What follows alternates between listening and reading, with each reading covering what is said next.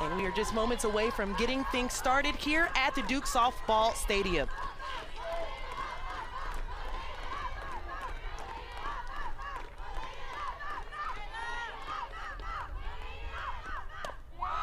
First pitch a bit high. Home plate ump is Bubba Wald. As Mar Bozek, the junior out of Washington, Pennsylvania.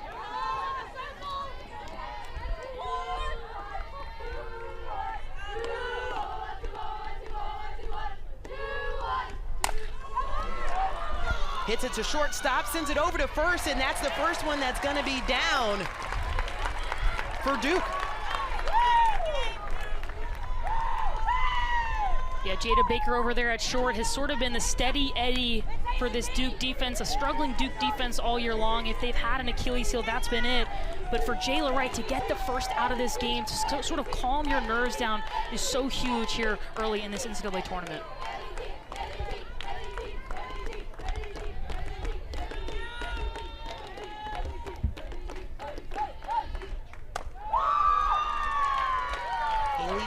Tayarmina also plays third base. 31 of her 61 hits have been extra bases. 8 home runs on the season.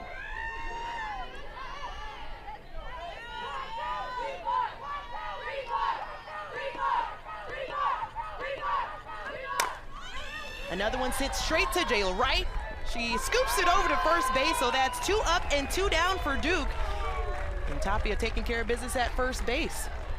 And Tayarmina is that kid on George Mason that you circle and say, do not let her beat us. So that is such a huge out early in this game, and for the confidence of Jayla Wright and this Duke defense to get her out early.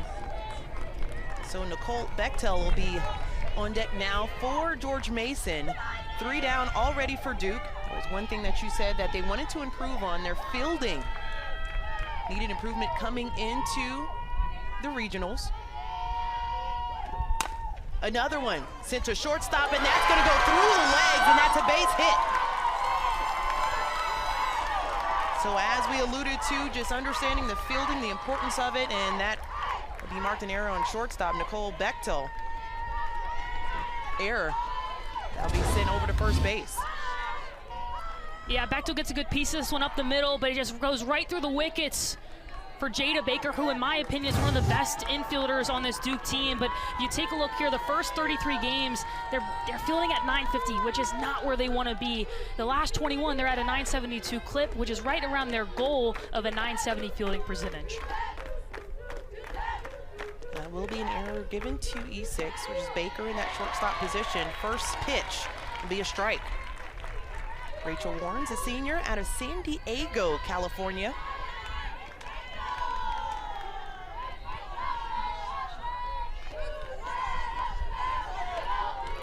22 average, 1 home run on the season. Actually 3, correct me. Another easy one to Jayla Wright. Scoops it again, and that's another out that will end the top of the first as Duke takes care of business.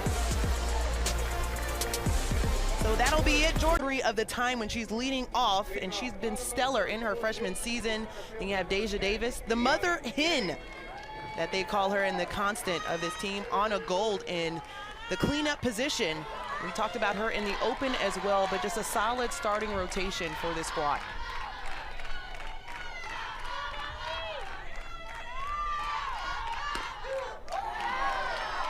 Jennings takes the first strike. Jennings also has a 17-game hit streak. Yeah, she's a freshman. She does not play like a freshman. She really is a veteran, the top of this order. When she goes, the rest of this offense goes. Look at that one. She showed the bunt. I'm gonna call that a strike as well. Team best batting average at .453.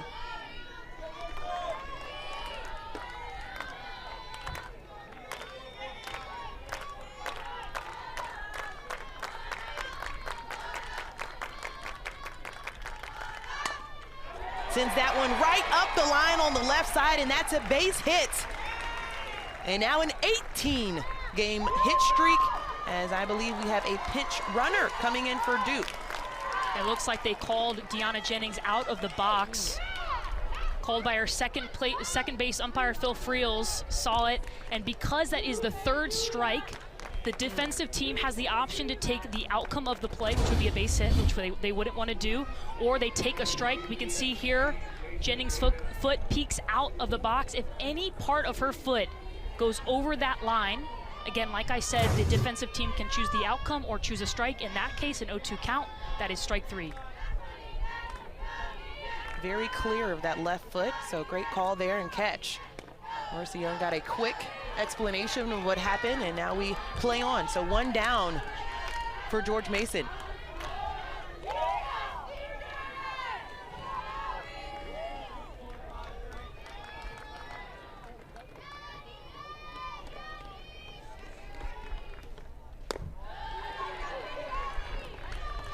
So Deja Davis, the senior, we already mentioned how she is that player that they look to often for leadership, for support, and in this young program history has been a part of some impressive moments here at Duke. And, you know, the freshmen have been kind of the story of this Duke team all year long. They've been really good, but I don't think they are as good if you don't have someone like Deja Davis in the locker room speaking to them about what a regional is like, what a super regional is like, what it takes to get there. Deja has a hit in 9 of the last 10 games, shows bunt, able to pull back, still. And you can tell George Mason and Rail are really trying to work around here. We've seen 2 off speeds early in this game, and you really want to have your off speed in the back of your pocket unless you're facing someone with as hot of a bat as Deja Davis, as we see here. 3-1 count, already 1 put away. Swing and a miss, full count. Yeah, Allie Rail works with a 23% swing and miss rate. That's really high compared to the rest of her staff, so we'll see that often, and that's when she's at her best. So if you're Coach Walker in the dugout, you see swinging and misses from Allie Rail, you know you're in a good position. First team all ACC, swing, and that's sent straight to second base. So out number 2.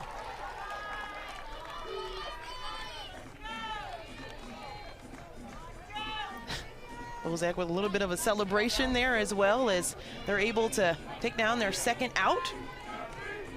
Yeah, for any new softball fans tuning in today, you'll actually see that for all across the field is the players, after they get out, they sort of have these, like, you know, long distance handshakes between one another.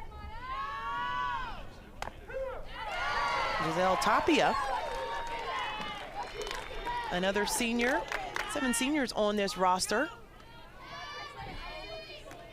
for home runs on the season.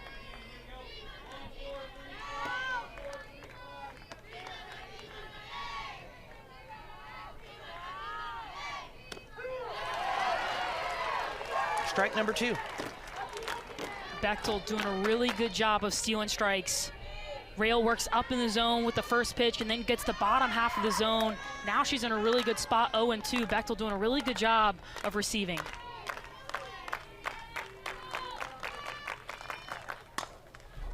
Fly ball center field. Montgomery, can of corn, brings that one in, and that's going to be out number 3. So a quick inning. No one scores in that frame. So we'll be back with the action. Duke will take the field once again right after the 59 other women who are just so confident and empowering and so knowledgeable about the game, so that I'm coming in and I'm learning so much as a rookie, and they are uplifting me. And it was honestly like the best 6 weeks of my life, and it was something that I didn't expect, you know, my college self to go on and do, and I'm so glad I took a chance and that they welcomed me so much. Yeah, so Peyton, you were actually the first ever Duke commit.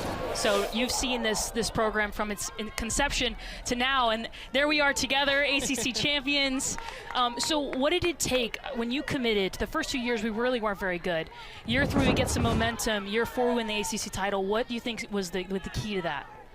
I think, you know, you have this entirely young team come in at Team 1, and Marissa Young was just so good about, you know, being a little extra disciplined at the little things really early on, so that they become a part of the culture and in the foundation of the culture, so that by the time, you know, this super young team of Team 1 is in Team 3, 4, and 5, that this is expected and it's normal, and we can pass that culture on to our younger selves. And it's so, you know, just crazy coming in as that class and now winning an ACC championship. I think we're just always playing like the underdog. You know, we know that we shouldn't have won a lot of games, and we did, and we got lucky in a lot of instances, and we might not be the most talented group, but I think our culture and that discipline is what really brought us together on the field. And it's just a testament to Marissa Young and that Team 1 that came in and had to go through those ups and downs to get where we are today.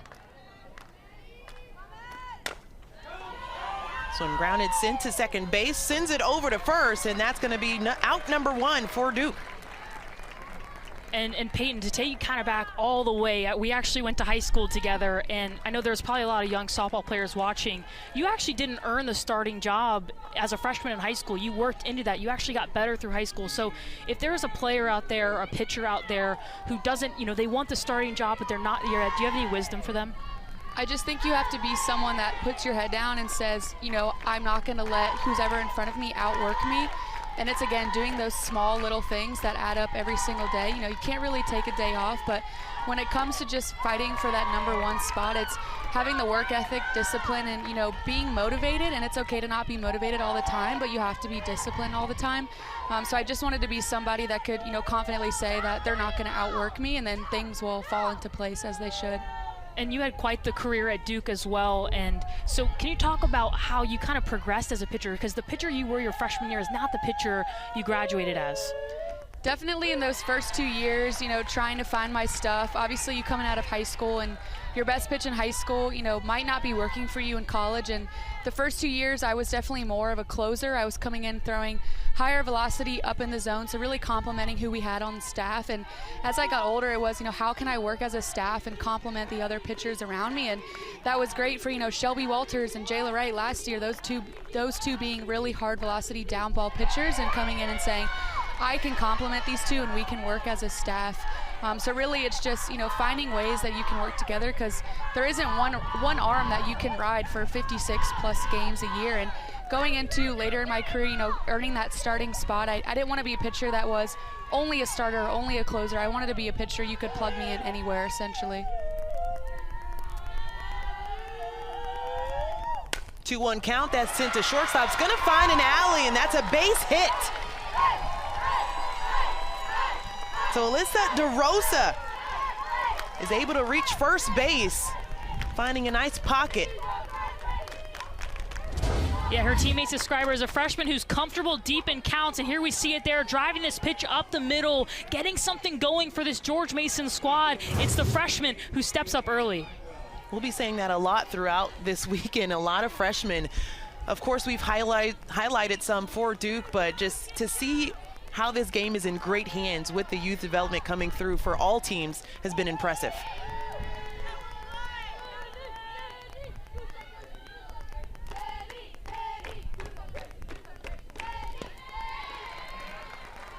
And so Peyton, you shared the field with a lot of these young women on this Duke team. You went to a super regional last year at UCLA. What would be your message to this Duke team now as they head into potentially hosting a super regional? Oh gosh, I mean, it does get a little emotional when you think about it from the outside now looking in, and you don't really see it when you're in it, but you know, we talk to them a little bit on just a weekly basis and saying, hey, you're never gonna be with this group of girls again, and regardless of if you're a freshman or sophomore, you know, finding a reason to play, whether that's for the seniors or the fifth years or those leaving the program. But even if you are, you know, one of those seniors or fifth years, knowing that this, you know, group of girls is never going to be the same. This culture is never going to be the same. So you have to treat each year like that and just have fun. You know, this is the funnest time of softball, and that's postseason softball, and that's what I miss the most, as would any college or professional player would probably say. But just getting to be on the field, doing what you love with the girls that you love, especially when our culture is as strong as it is, it makes it really easy to have fun out there. That was a fielder choice out to Vega, so that's going to be the second out for Duke. Yeah, one on the corner for George Mason. Blackwell reached first.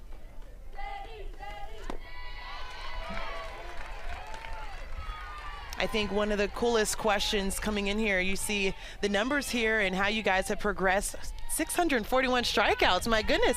Let me see that arm. Like, how buff is it? But just seeing everything that you've been able to do, seeing your number on the wall as well. But it really comes down to the leadership that you guys had on your staff. I know that we would be remiss if we don't talk about our very own Rain Wilson, who was a senior not a senior captain, but came in as a captain in her first year. So when you're thinking about what her voice and just even the foundation that was laid to see this success even in this season, how does that make you feel? Absolutely, and Rain coming in, and Rain would never say this about herself, but you know, being a captain in high school on our team and coming into Duke, and Rain is just a natural leader, and it's so easy to selflessly play behind people who are such, you know, natural born leaders. And so knowing that I had really big shoes to fill when Rain left and her other upperclassmen left, but you just want to be someone that the underclassmen trust and that people look to you, and you know, things hit the fan. And so just trying to be in that leader role. But the best thing about Duke is that we have freshmen like that, we have sophomore like that. There is no hierarchy of leadership. So that's, again, really why our culture is so strong. We have an error at the plate, went through the leg of Torres, and so Blackwell was able to advance to second. She's now in scoring position as that one is fouled out right side.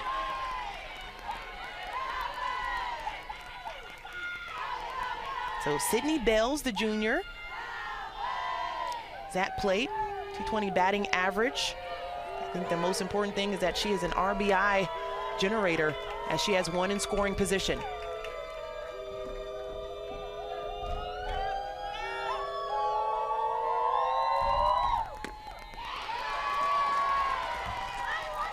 Full count.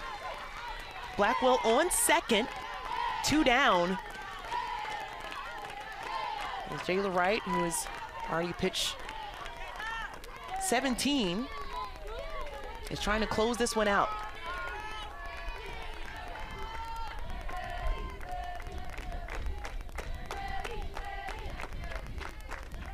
Swing and a miss, and that will do it for the top of the second.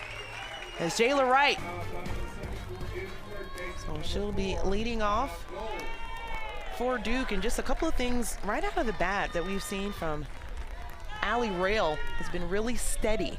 Yeah, she's been steady, and she's been getting swing and misses early in the count with her pitch up in the zone. She has a rise ball, but she describes it as sort of a fastball that kind of jumps up. So, you know, take that for what you will, but it's working as of late.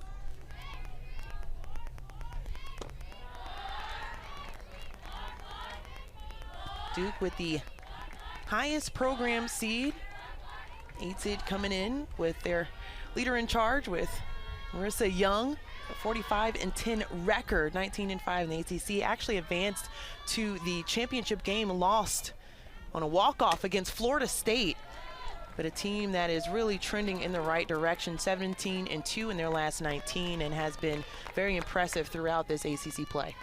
Yeah, it's incredibly impressive to go 7-1 in ACC play. It's really hard to maintain that success throughout the season. Of course, they lose the series at home against Florida State, who's, you know, the #3 national seed and a very, very good team. But really just amazing the young talent this team has had.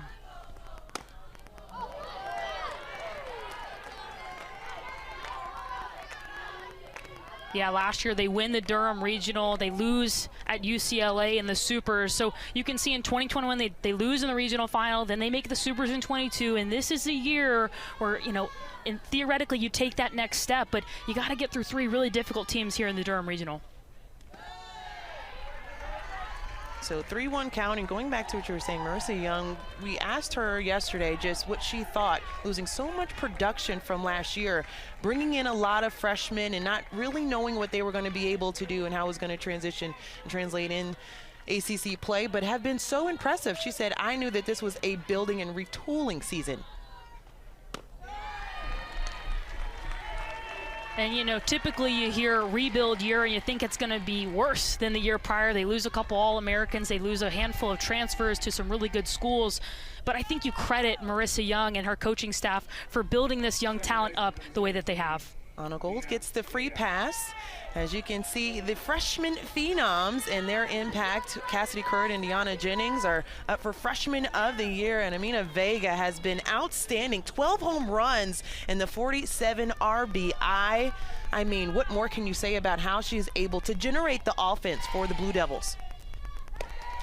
Yeah, Amina Vega is a professional. She actually started her first 10 games. She was 6 for 31, so a slump to get it going. And I asked her about that time yesterday, and she said, you know, I just needed to believe in myself. I was trying to do too much for my team, and since then, she's been electric for this offense. Of course, you see Cassidy Curd there and Deanna Jennings. They get a lot of notoriety, but Vega is right up there amongst the best. Vega taking a second. It says a 2-0 count. Yeah, Bechtel just going to try to break up the rhythm, Rail a little bit. She's missing down in the zone. It's pretty uncharacteristic of Rail to not get that first pitch strike. I think we might have mentioned it prior, but she's at a 70% first pitch strike percentage, which is the best in her staff and one of the best in the country. If you're a young pitcher out there and you track these metrics, 70% first pitch strikes put you in a really good driver's seat.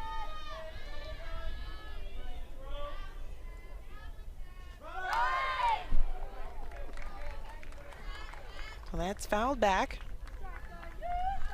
And the reason being, when you get that first pitch strike, you really can expand the zone. You can work the changeup, you can work up and in. But now with a 2-0 count, now a 2-1 count, both are really hitters count. So Vega can either pick a pitch or pick a side of the plate and sell out on that timing, and which makes her really, really difficult to beat. Vega batting .402 with runners on. There's one on first base on a goal, but that's a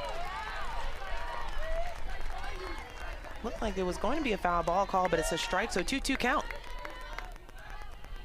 Yeah, we take a look here. First 16 games, batting .289, only 1 extra base hit, 9 RBIs. Since then, 24 more extra base hits, batting .406, and has 12 home runs. I mean, she has been incredible for this Duke offense. It's going to be an attempt at second, and safe. As Anna Gold hit the stride and was able to collect second base.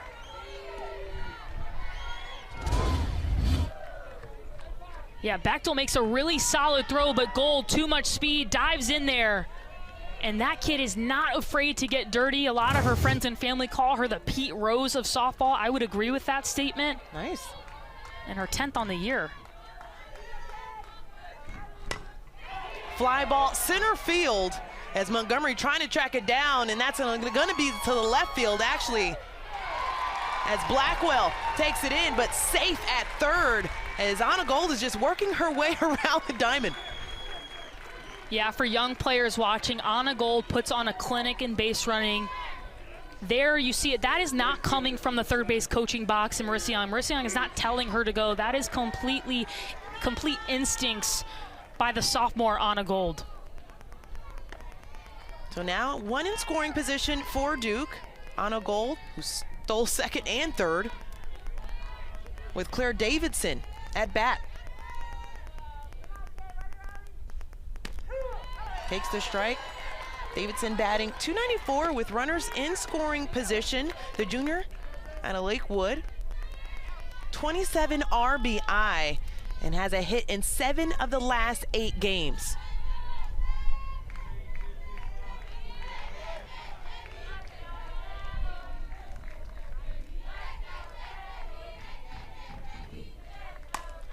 Another one sent to left field. Blackwell able to bring that in. Anna Gold tags and is able to get in safe. So the first score of the game goes to Anna Gold and Duke with one on the board.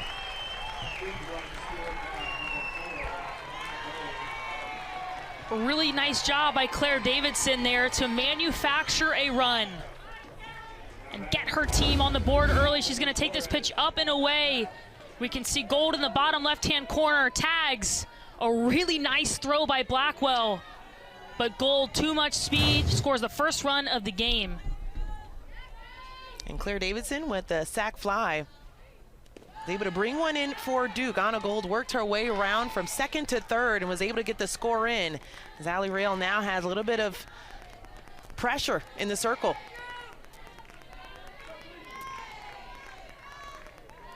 Kelly Torres, the catcher for Duke, now at bat.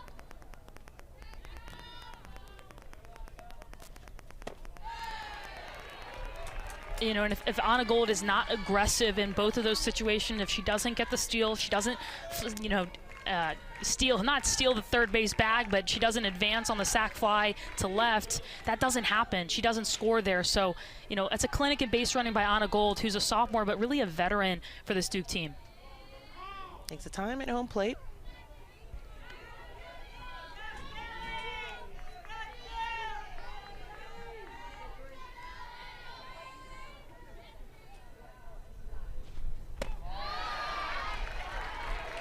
To have a 3-0 count. Talked about the pressure. No one on the bag for Duke. They have 2 down already for George Mason, but half of that pressure is just making sure you can get a run in which Anna Gold was able to do so.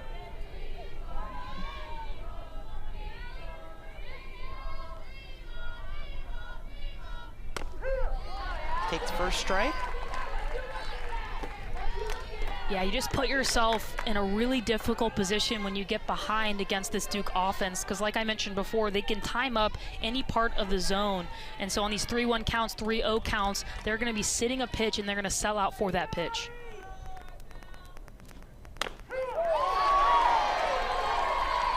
And Torres thought she had that 4th ball. Instead, it's going to be a full count.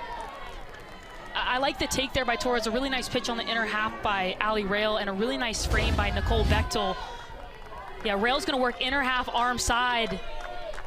Catches some part of the plate. Foul ball to left. Bubba Ewald had it as a strike. Torres, like you mentioned, maybe disagreed. But on a 3-1 count, you're really not trying to hit a pitch on the black on either side of the plate. So I think Torres would have taken that pitch, even if it was a little closer to being a strike in her eyes. I think one of the things that we talked about, too, is just the film that they watch and understanding what type of pitches that they want to take at the plate and being very patient with what they're getting.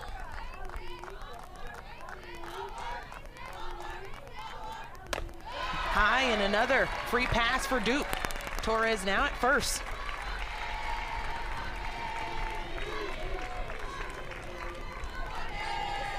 So that's the second walk for Allie Rail.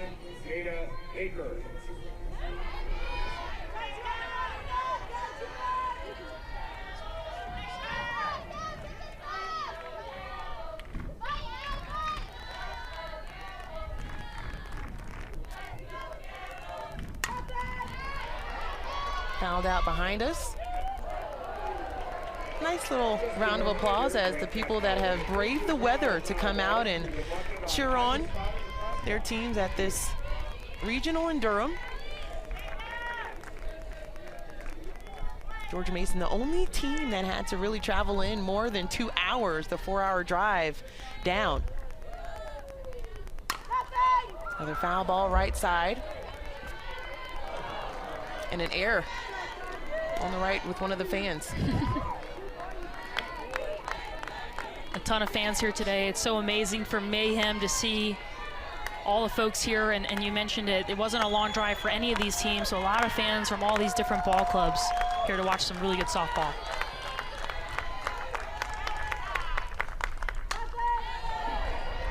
Look like she's found a sweet spot, so knowing that you fouled right 3 times, any adjustments that you would want to see for Baker? Well, for Baker now, you're in a no-2 count, so you're just defending. And this is when Allie Rail is really at her best, when she's able to expand the zone. We see it with the curveball in the outer half there. Now she can expand anywhere. She can go in the dirt with a change, or she can go up and in with a rise.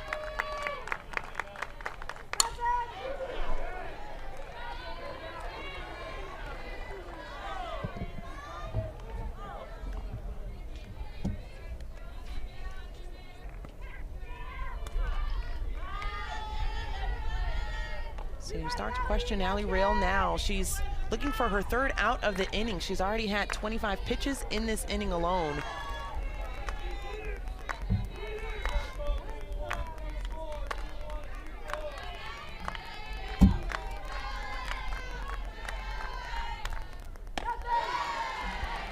Jada Baker with the 1-2 count now.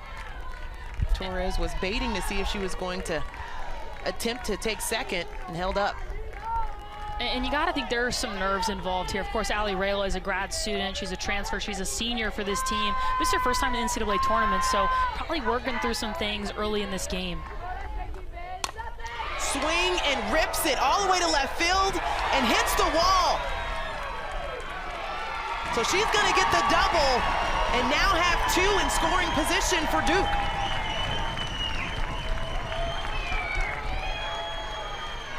Jada Baker, the redshirt freshman from Longwood, Florida, almost sent that to Florida and caught all the leather on that one.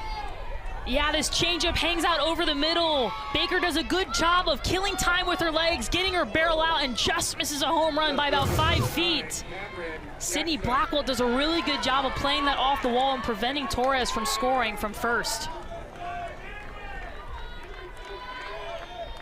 So that's Jada Baker, second double of the season, 2 in scoring position for Duke as they now at the bottom of their batting order with a swing and a miss. And Cameron Jackson at the plate.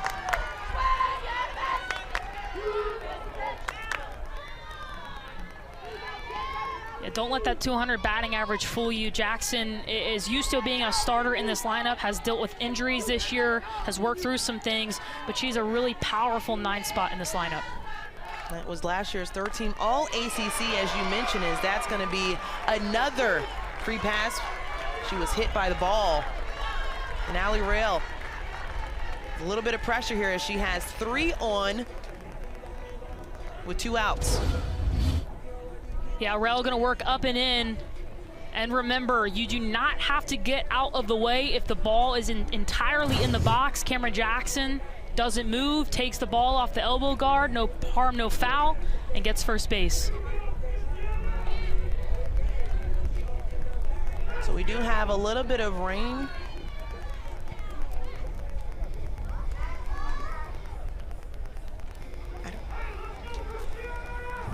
That hitter that will chop the ball in the infield. She wants Watson to hit it in the green. Especially with 3 on, the power that she can generate at bat. Yeah, and a home run cut there by Christiana Watson. The Arizona State transfer actually hit a home run against Duke, a walk-off bomb last year, enters the portal, and Marissa Young said, I remember her. I'll take you. And I'll take you right up. Marissa Young hoping she'll see a little bit of that here as we're at the bottom of the 2nd. Bases loaded, 0-1 count. Strike 2. That's a really nice pitch by Allie Rail on the outer edge.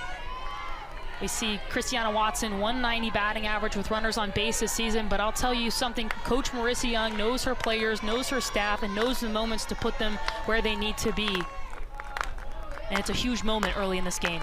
Also Watson 0-1 with bases loaded this year. She swings and misses, makes it 0-2, and Allie Rail is happy to get out of that one as she about clears the dugout as they celebrate that one. Taylor Wright back in the circle already with her 25th pitch of the day.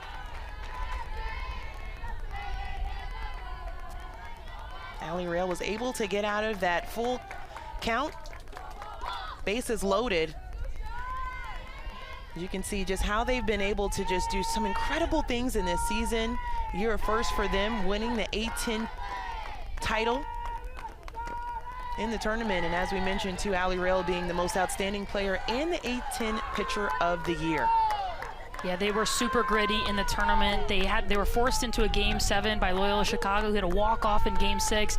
They end up coming back, winning the championship, and advancing to the NCAA tournament for the first time in program history.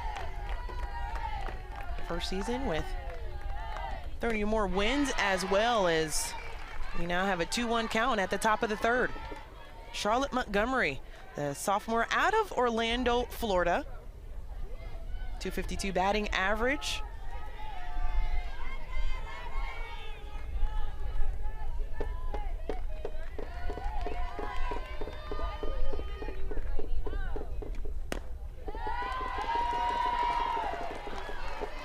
And just outside. Yeah, Kelly Torres kind of motioning to her coach that the umpire believed that was down. I think Torres can have a little bit quieter glove movement. A little bit too jumpy. I think Bechtel, her counterpart, has done a really good job of stealing those strikes in the bottom of the zone. And she gets that one, full count. for the leadoff for George Mason. And we see the shift that Duke puts on. Vega, the second baseman, comes over. Davidson, the right fielder, comes in to play second base. So they are selling out that Charlotte Montgomery will not wrap around one into right field. And if she does, it's likely a triple or inside the park home run. Instead, she gets the free pass. First walk of the day. Talked about Marissa Young. Well, how about the George Mason head coach and Justin Walker, third season at George Mason? And also, he talked about how incredible this run has been. We talked about the pressure, like, what do you do now? He said, well, we try to win. Yeah, he was super calm, cool, and collected. We went up to him and asked him if we could speak with him. He's like, yeah, I'm super hands-off at practice, so yeah, anytime you want. But he actually leads this pitching staff, who's been fantastic this year. And he's just done such a good job in his short time at George Mason.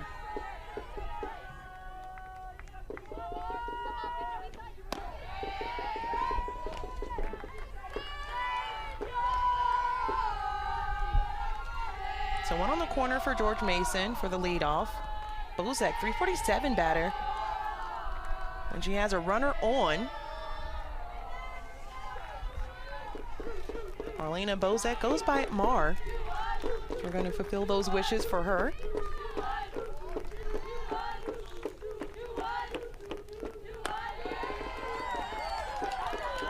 And she gets the 2-0 count. And we talked about it for Allie Rail, but it's also the same can be said for Jayla Wright. Getting behind against an offense that makes it into an NCAA regional is a really dangerous game. The more you do it, the less success you'll have, especially after the first batter, the 9-hole, gets a free pass. Bozek was last year's second team All-A-10.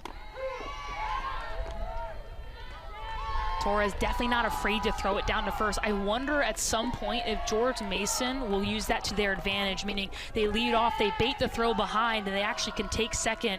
I wonder if also Charlotte or Campbell, I'm sure the coaches are here watching today, if they sort of have to try to take advantage of Torres' aggressiveness behind the plate. There was a bit of a hesitation, too, trying to see if she was going to go the distance to second. They able to touch bag on the first. Bit high, Torres, as you mentioned. Heading towards first, now with a 3-1 count.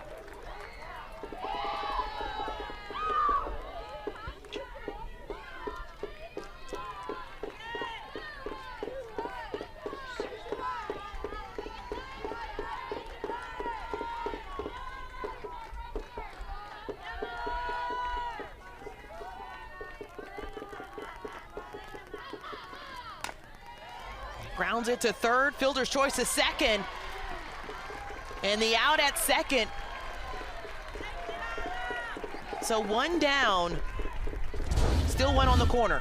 Gold attacks this ball and throws across her body on the run to Mina Vega. That is such a huge play to attack the front runner, the lead runner, and prevent George Mason from getting into scoring position. Bozek on first. As there's a little bit of a huddle on the inside in the circle. And honestly, the rain's starting to pick up a bit too as we see the umbrellas come out in the stands.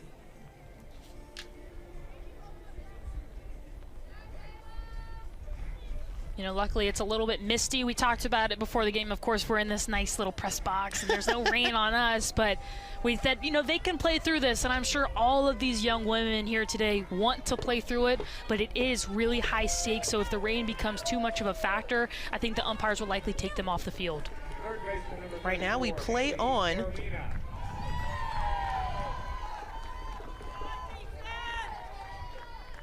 Haley Taormina at bat, the third baseman for George Mason.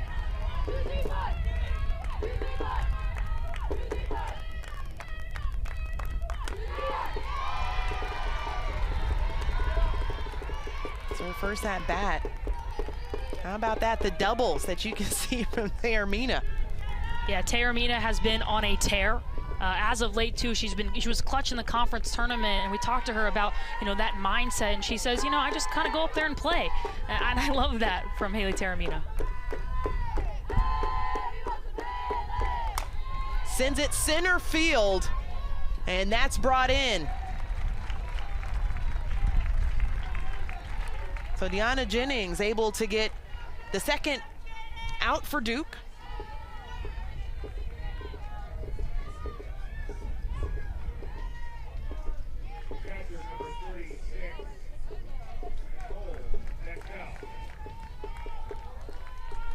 So Nicole Bechtel back at bat.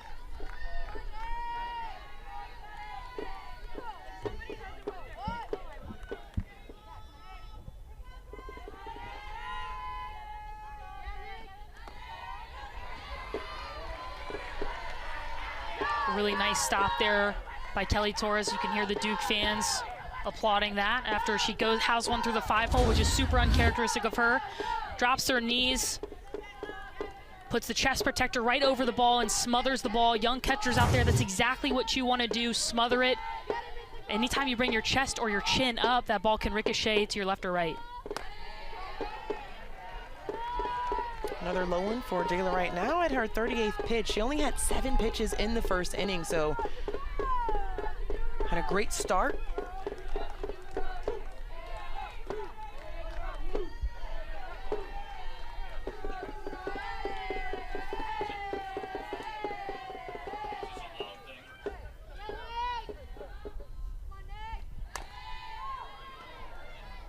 Fair ball sent to first base, but they're actually gonna bring things back for the reset. Yeah, Gold does a really nice job of charging that one with Bechtel up, knowing the power that she has. She's playing very far back behind third base.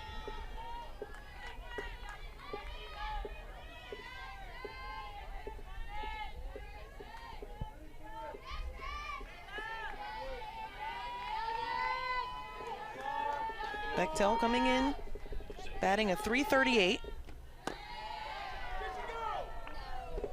That'll push it to a 3-1 count.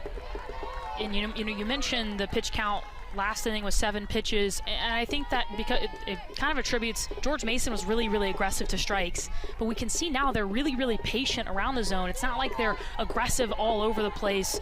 They were aggressive in the first to strikes. Now they're really being patient. Jayla Wright's kind of helping them out, putting them in hitters' counts.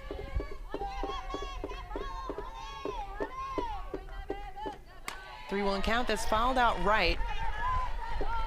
Well, Bechtel still at bat with a 3-2 count. 2 outs.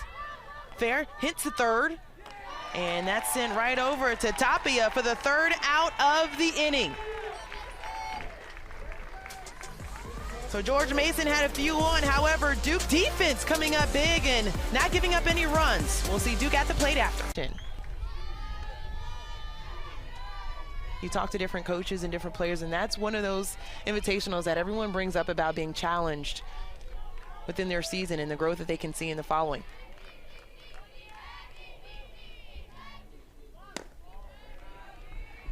And we talked to Coach Young about that tournament, and she said, you know, we knew this was a rebuild year, if you will, and we only get invited to the Clearwater Invitational only but so many times. So she said yes, even with the team that she had. And we said, when did you know that your team was a top national seed, a top 8 in the country? And she said, after Clearwater, I knew my team could compete. And that's what Clearwater does across the board. It shows you what you have in February and where you need to be in June. And for those looking for that 2 o'clock game between Boston University and Virginia Tech, that's starting on ESPN Plus in Athens, Georgia. 2-0 count. Sends it center field. Montgomery under it, takes it in for the first out.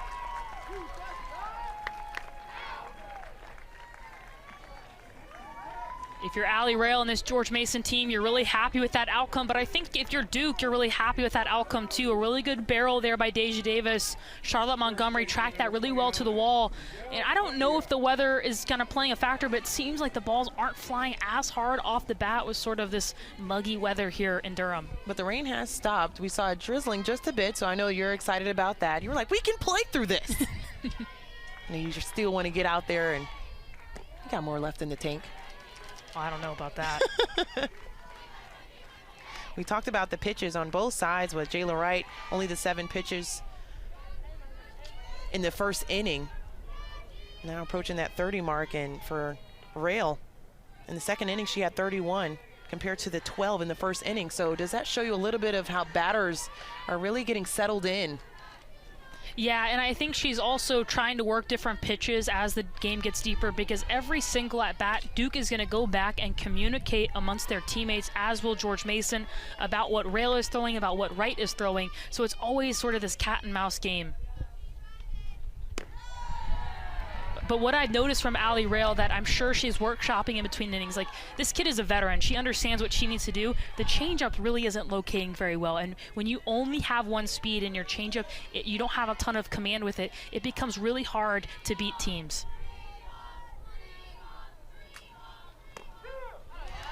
Picks up the first strike.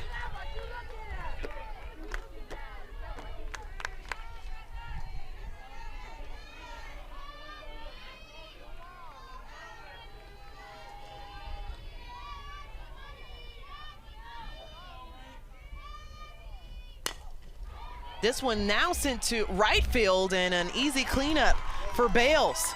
So out number 2 for George Mason, 2 up, 2 down. Really nice job by Allie Rail to fight back after getting behind in that count. A 3-1 hitters count, gets Tapia to chase and get one off the end of her bat. And now you're sitting pretty with 2 outs, nobody on, and in the heart of the lineup with Anna Gold. And what a year Allie Rail has had. Has broken 2 different records already for George Mason. Single season strikeouts, 203. As that one sent straight up the middle, right past Rail. And Anna Gold was baiting at a double, but will be held up at first base. A complete rip up the middle. All I gotta tell you is don't let Anna Gold get hot. She takes this pitch right over the middle of the plate and shoots it back at Rail. And Charlotte Montgomery does a really nice job of getting to this ball, because Anna Gold, like you mentioned, Angel, was thinking to out of the box, and that's just what she does. And she likely will be in motion here soon. And she's reached the bag 2 times already today, 2 for 2. She was walked in the second, then has a single here.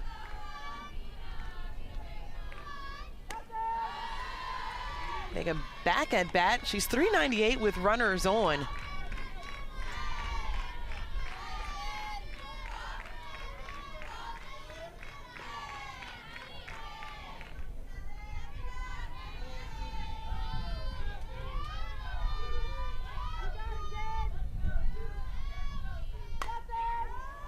Another fly ball headed a little bit left field.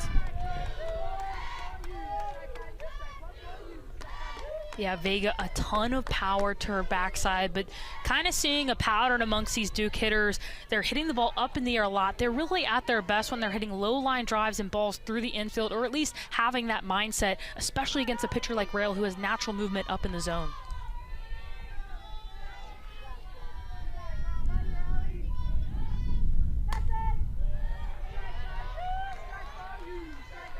Vega flied out in her first at bat, trying to see if she can reach the bag in this attempt.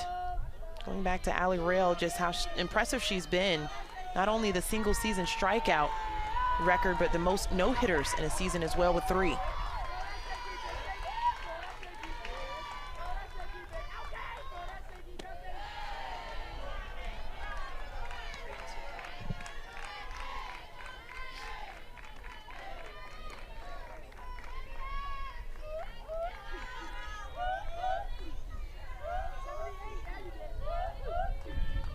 So we got 2-2 count, 2 down already.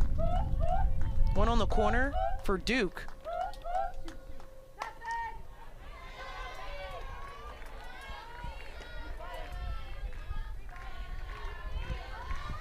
You can see the George Mason outfield playing really, really deep, specifically Sydney Blackwell in left, understanding the power of Amina Vega to her backside. And they're also trying to prevent Anna Gold scoring on a double. So they're trying to cut those balls off in the gap. They're also trying to respect the power of Amina Vega. 12 home runs on the season. Has 47 RBIs. Takes a bit of a reset, as Allie Rail will take a moment as well. Anna Gold will be in motion here. She'll steal the bag. And so anything in the gap, you have a really good chance of scoring.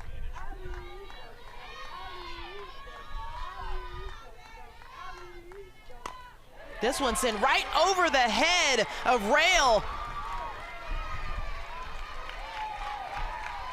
So Anna Gold put the Jets on, and she was able to advance to third as Vega is held up at first. So you got the corners covered for Duke. 2 outs. Yeah, Vega gonna take a page out of Gold's book and shoot this ball right back up the middle. Just catches a little bit too much of the white, but again, Anna Gold with the instincts. She sees the ball in center, she knows her speed, she takes the extra 60 feet. That is not something she's getting from Coach Marissa Young. That is complete instincts by Anna Gold.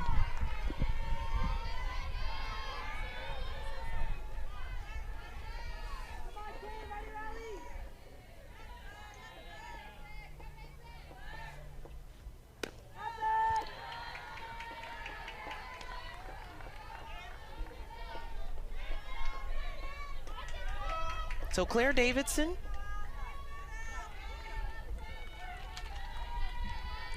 is able to bring one in on that sack fly.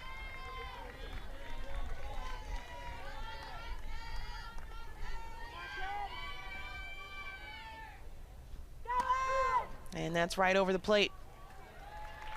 Stolen base right away.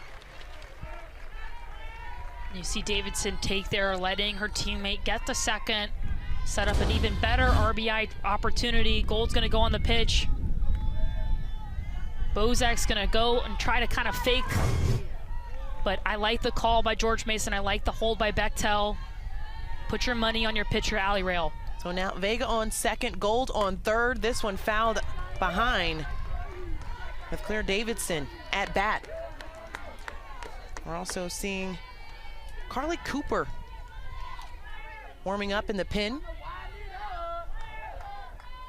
Already 59 pitches by Allie Rail.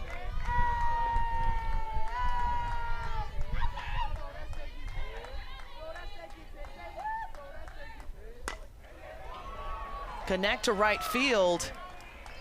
Bill's able to get under that, and that's going to be the third out. So George Mason allowed Justin Walker.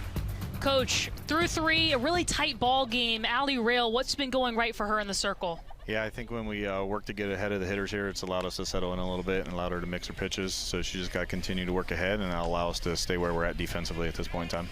I thought you also talked about the defense and how they've been able to close. I know they had a couple of full counts, but what you've seen from your defense so far in this game? Yeah, our defense has done a good job when the ball's put in play. We made the plays that we need to, so they just need to continue doing that. It was good to get the ball in the way we did the last inning to help keep the runner at first there, and then splitting the runner and keeping the force in play. So it's been a good job by our defense to allow us to continue to keep working. Coach, always a pleasure. Thanks so much, and best of luck. Thank you. Good luck, Coach. Thanks. Bye. Cool as a cucumber. Truly. As now George Mason is back at bat. Warrens will lead things off here in the fourth.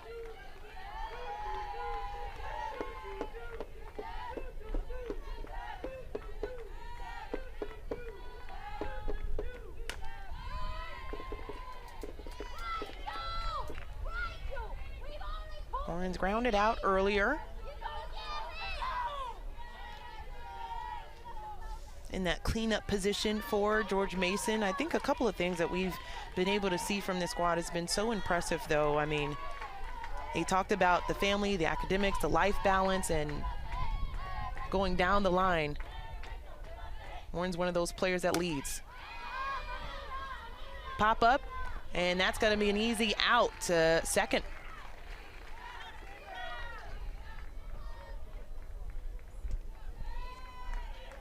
So Mina Vega able to get the first out of this inning. George Mason going back to their record-setting season. I mean, down the line, I had to write down different things on maybe 3 pieces of paper of everything that they were able to accomplish and the records broken in this season. Here's a few of them.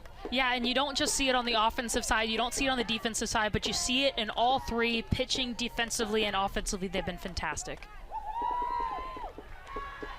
We talked about Coach Walker being cool as a cucumber. Maybe there's some cucumber on that sandwich that he's taking in. It was delayed an hour, so, you know, maybe at this point you skip breakfast. It's time for a sandwich. I could use a sandwich, to be honest with you. Got some gummy bears if you're interested. 2-0 count. But a lot of these players on this George Mason team sort of manifested this journey. Haley Taramina told us that she told her team to look in the mirror every morning and tell themselves, you will be an A-10 champion, and they did just that.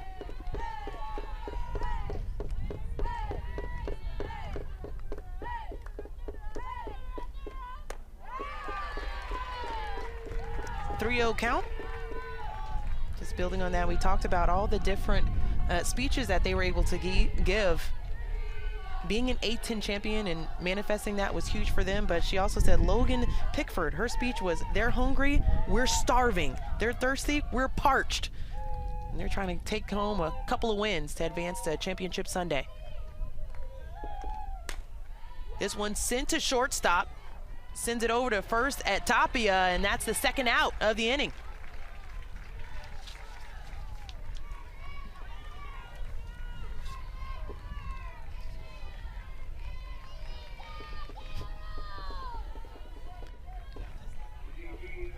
Yeah, better inning for Wright here to attack, get 2 outs quickly.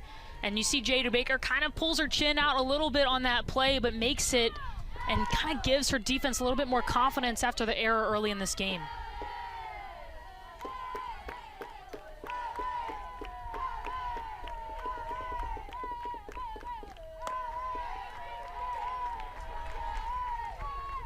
And she takes the first ball, but building on that as well, we asked what the holes were for Duke, if you can say there are any. And the defensive end was one of those things where they had to improve. We saw the error at shortstop in the first inning. And now the attention to detail we've seen a lot more as we're at the top of the 4th. Yeah, you're exactly right. And it's something that, we've talked to Coach Young about that. And early on this year, she thought, sort of growing pains. But we see here 8th in the ACC in team fielding percentage. And, looking from afar, of course, that's not what Duke wants. They don't want to be 8th in the ACC, especially when they're probably the second best team in the ACC this year at least. But we see the errors kind of climb up, even for Anna Gold, who's been fantastic all year long with 13 on the year. DeRosa with the 2-0 count, 2 down already. Foul ball. Going back to that attention to detail, doing my research even while you were in your tenure with Duke, I thought it was really impressive when you're talking about Coach Young and how she's been able to implement her success that she's had in her season in her first head coaching job here at Duke. And you said if you could point anything out as far as the program's quick success, it would be the relentless, I think that's very important, attention to detail by Coach Young and her staff. This one's ripped right to right field, and that'll be a base hit for DeRosa. Yeah, DeRosa's been hot since the conference tournament. We see it here today, 2 for 2. Hits a ball up the middle. Now in the 4th, shoots the ball right field. Gets a good pitch to hit out over the plate and just finds a barrel.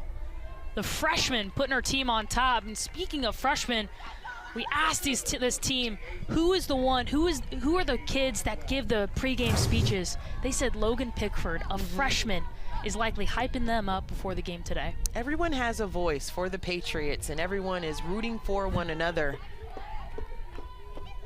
Making sure everyone is on the right page with their legendary speeches that they give before the games. So George Mason able to get a few on throughout these innings, but they're 0-6 with runners on today. You may not recognize her, but that's Pickford there. And that, I'm not sure if I've ever seen that before. Like, is it Peter Parker? I didn't know Peter had green hair. I love it. But I really love the quote, they're hungry, but we're starving. Credit Logan Pickford all day long.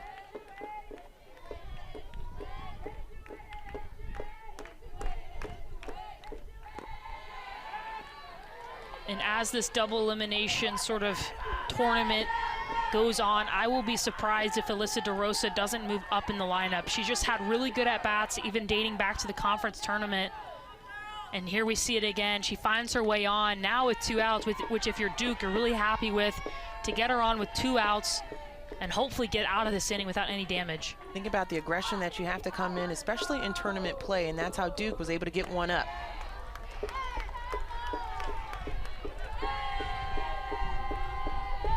Gold was able to run over at home plate because of the second base that was stolen, and advancing to third was able to come in off of a hit. But those type of aggressive plays, what you look at, and maybe something that George Mason is looking to, as we're seeing more people bait the second base.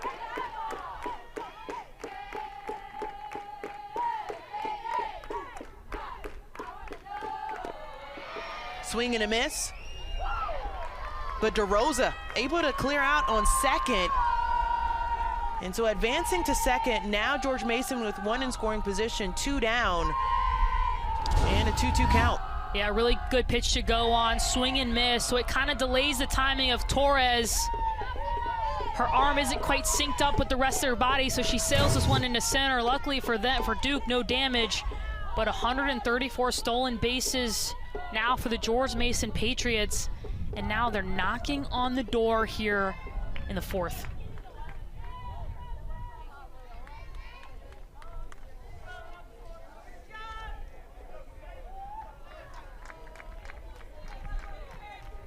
So George Mason hoping to get one over the plate. Only 2nd runner in scoring position today. 2 outs. Blackwell at bat.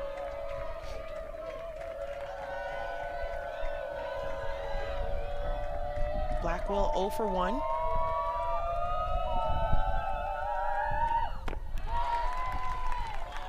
Full count. And something that we might see play out is the mist of today. You don't tarp the outfield, so that outfield probably has a little bit of moisture on it. If Blackwell can shoot the ball to the green and there's a play at the plate, I put the advantage to DeRosa and George Mason, understanding that the ball will have moisture, it'll be difficult to get a grip, and it just leads to this really big pitch here in this game.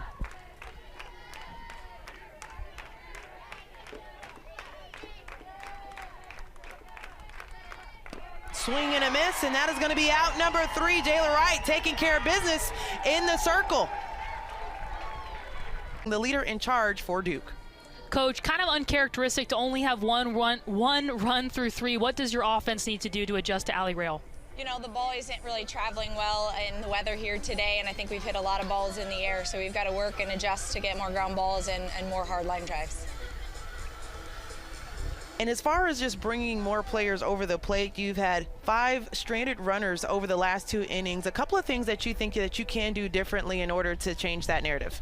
I think we're having good at-bats. I think we just need to focus on, again, ground balls and low-line drives and let things happen from there. All right, thanks so much for your time, Coach. Best of luck. Thanks, Coach. Thanks. So Allie Rail, who has been pretty impressive through the first 2 innings, had the 31 pitches in the second. We also saw Carly Cooper warming up in the pen.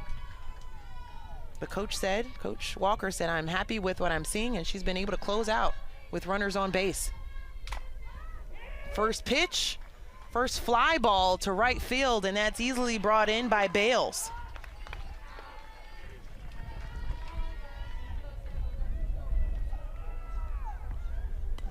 All right, here's our featured baseball game of the week. Number 20 Boston College hosts Notre Dame tonight at Fenway Park in the 2nd game of their 2-game series to close out the regular season. The ACC PM team begins our coverage from Fenway at 4 Eastern with game coverage at 7 Eastern right here on the ACC Network and the ESPN app.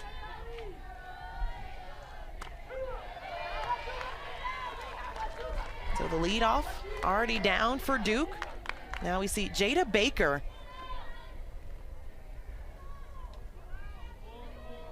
already been on the bag, 1-1. And the double earlier, we talked about her ability at the plate. Is able to send this one, goes to second base, and that's quickly sent over to Maddie Myers for the 2nd out.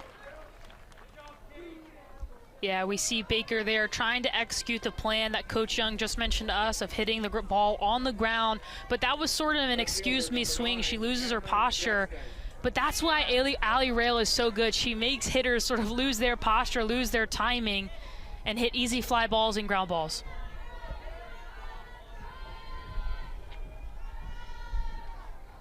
So 2 up, 2 down.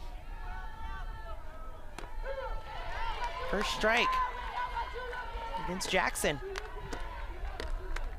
And Rail has really done a good job, like you mentioned, of keeping this Duke offense at bay, but I don't think she's even been her best. I mean, she's kind of missed around the zone. She's given Duke some hitters counts, 2 walks and a hit by pitch so far in this game, but she's still kept Duke to only 1 run. 200 batting average for Jackson, and she takes another strike. And if I'm Allie Rail, I am staying there. That looked a little bit off the plate to me on the chalk, but if you're gonna get that call, why not stay there or even expand? And I expect her to do that here. Bechtel and Rail have a moment as they're now reset. 0-2 count, 2 down. Swing and a miss. And the conversation worked. Rail taking care of business in the 4th. Push back just a bit, but really excited throughout this entire weekend just to see who's going to be able to advance. Duke, with the highest seed in program history at 8, also has an opportunity to host for Super Regionals as well. They lost in the Super Regionals to UCLA last season. And then George Mason with their first NCAA appearance after taking home the crown in the A-10. And we had the privilege of being at practice yesterday and talking to some of the coaches and the teams, and there was not an ounce of fear. And there was not an ounce of, okay, we're here and we're satisfied with that. Every team in this regional really believes that they can come out of this regional. You start to look at it too, 3 teams in this regional are all in North Carolina. So the bragging rights is that's one sent to second base, quickly sent over to Tapia. That'll be the first out of the inning. So Jayla Wright, the starting pitcher for Duke. Yeah, 4 1/3, only given up 2 hits, no earned runs, 1 walk, and 2 strikeouts. She's been really, really good, but she's not comfortable. I think George Mason has put up really good at-bats, especially Alyssa DeRosa, and as they start creeping towards the top of their lineup with Charlotte Montgomery here in the 9 spot, I think George Mason will start to put some things together.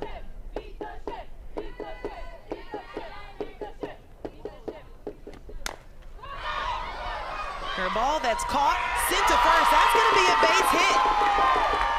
Base hit by Montgomery. You talked about the pressure. That was a great slap. Really nice chop by Montgomery. Walks in the 3rd, gets a single here, and just barrels this ball right into the ground. Torres and Gold, a little bit of hesitation from Torres, but they both had to wait for the ball to return to the ground, and Torres not enough of a grip, not enough time to get the speedy Montgomery. And now back at the top of the lineup with Bozek at bat, 0 for 2 on the day. I think the thing that was most impressive by Montgomery was her dance routine, just outside. Yeah, and talking to Coach Walker about his team and talking to Allie Rail about her team, they are rowdy in the dugout. Look like the umpire is going to either give Jayla Wright a warning. I'm not sure if it was an illegal pitch.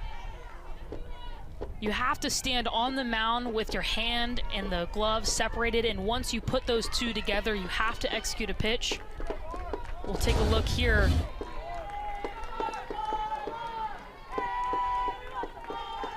I'm not sure what Bubba Ewald saw, but I think he just gave Jayla Wright a warning.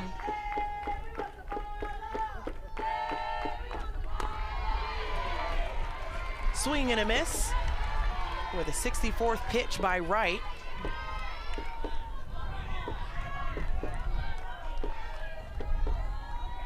And that's just straight velocity by Jayla Wright. We talked to Justin Walker about how they prepare, and they said, you know, we don't have anyone on staff that throws that much velocity, but we turn our machines up and they prepare for this exact moment.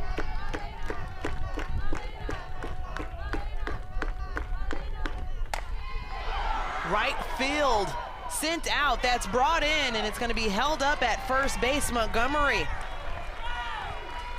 So Bozek sends that to right. Davidson able to clean that up. Yeah, this weather is really keeping the balls in the ballpark today. That was a really nice swing by Bozek. Davidson drifts back, makes the play. But I think off the bat, the Patriot fans in attendance, that was a double of potentially scoring a run from first with Charlotte Montgomery, who has speed. But we've seen it on both sides. Anything in the air has really been deadened by the weather. George Mason still trying to get a run across the board. 0 for 8 with runners on today, as Montgomery's still at first. And I'm a little surprised by Duke's positioning. They're kind of playing a bit shallow in the outfield, and Taormina, the leader in doubles for the A10, if she gets a double here, I think that scores Montgomery easily with how the outfield is playing.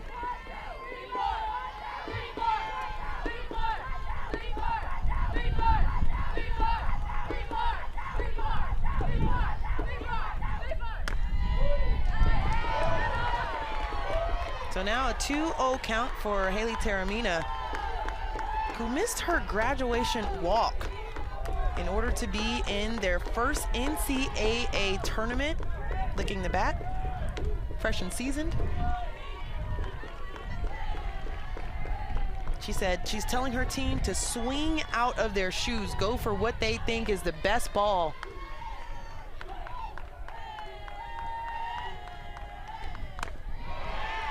And she gets the swing and a miss there. And that's the pitch to swing at if you're Taormina. She hits the ball in the outer half really well, but that is just plain velocity by Jayla Wright. She has really good swing and miss stuff. She has a 28% swing and miss rate, whereas Allie Rail has a 23% swing and miss rate. So both of the pitchers on both of these sides are really good, and you could tell they're good when they're getting the whiff.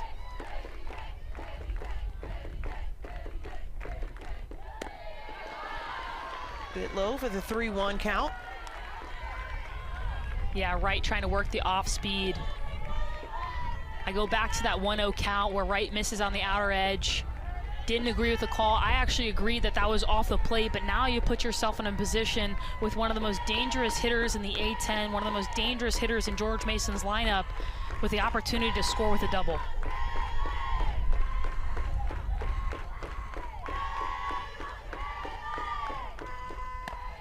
Bit high, so that will be a free pass. That'll be the second of the day for Jayla Wright, as Taormina is now on first base and Montgomery on second. Marissa Young will come out and have a conversation in the circle with Wright. Hitter of the ACC tournament by a freshman against Clemson.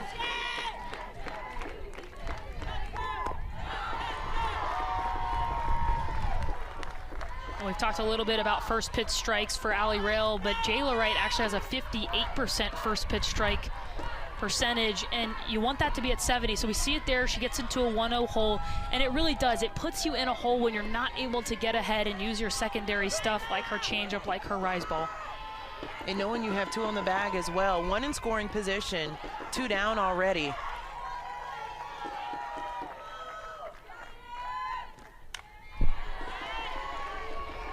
That one fouled back. I guess if you're a Bechtel, knowing that she's 377 with runners in scoring position this year, does that change even how Wright may work the quadrants at this point? Absolutely, and Coach Marissa Young and her staff do a really good job for preparing, and so does George Mason. They use 6-4-3 charts. They see the sprays of each hitter. They know how to attack them, and they try to scout really well for these situations.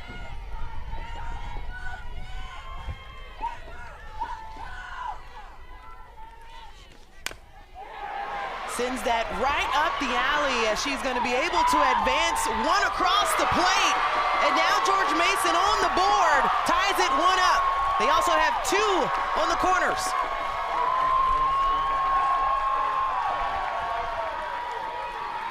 So Bechtel, we just talked about it, 377 with runners in scoring position, and that number's going up.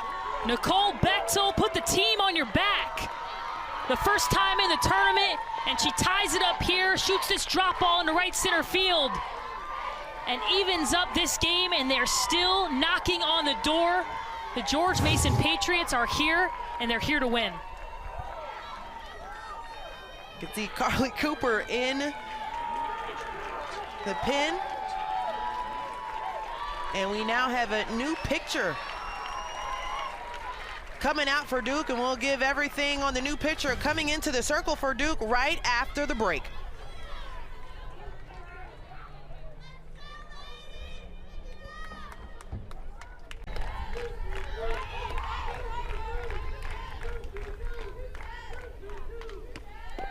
Pressure still on as George Mason has the corners covered, 2 down already as we're at the top of the 5th. And we have ourselves a ball game as we're at 1-1.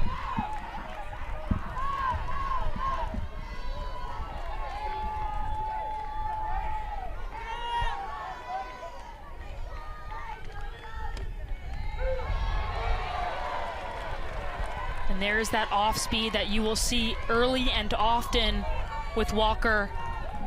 She doesn't slow her arm down, which a lot of pitchers will do with the off speed. You can kind of pick that up. Lily Walker maintains the exact same timing with that changeup, which makes it so effective. Another one sent to right field. This one will be brought in, and that will do it for George Mason at the plate. Nicole Bechtel singled to right center, had the RBI. Taramina advanced to third, and Montgomery was able to cross the plate. We have ourselves a ball game, 1-up with Duke at the plate next. Transfer says she wanted to come home at George Mason as they get their first NCAA appearance and putting on a show so far here in Durham.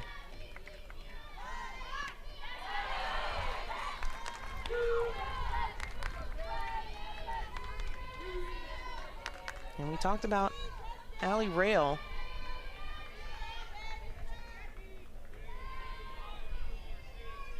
Said her dad may be in attendance, hoping that he was able to make the drive. As that's fouled back. The grad from Herndon, Virginia. Just 30 minutes from campus. You can see Jayla Wright, who was relieved, and Allie Rail in their comparison throughout this game. Yeah, I think it's interesting because it looks kind of matched up there, but I think Allie Rail actually has gotten much better as the game gone on. Not that Jayla Wright did anything really poorly. I think it just was the right time to put Lily Walker in. I think George Mason has started to put good at-bats together. Fly ball. And what a catch! Bends over the rail to get that one to go down. Comes up limping quite a bit.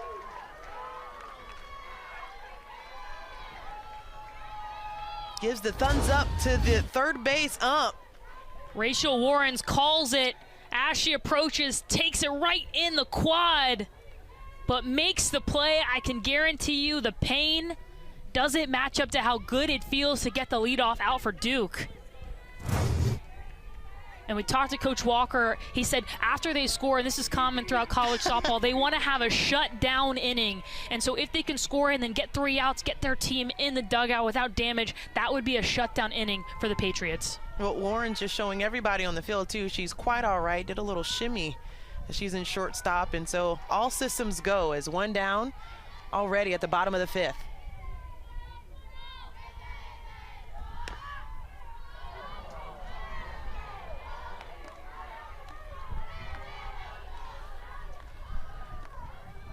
I think we might have to see that one on top 10. I agree.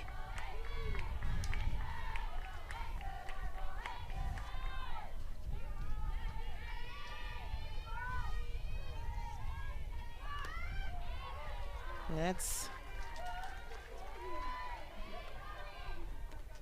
You can see there Deja Davis trying to buy into the ground ball mentality that Coach Marissa Young talked to us about a couple innings ago. Moves her feet through the box there, which we don't typically see from her. She usually stays still and swings it. But you can see this Duke offense really trying to get on top of Allie Rail.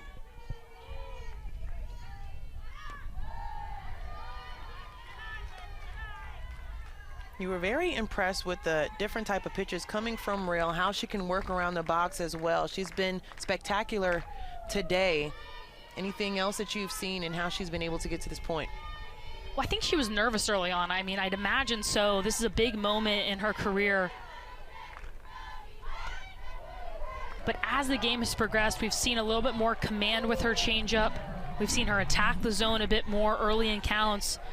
And we see the emotion coming off the field. And I think when you see that from Allie Rail, from the grad student, you know how much it means playing for her hometown team. She said George Mason was the first place she went for softball camp as a kid. Now on a big stage in a big moment.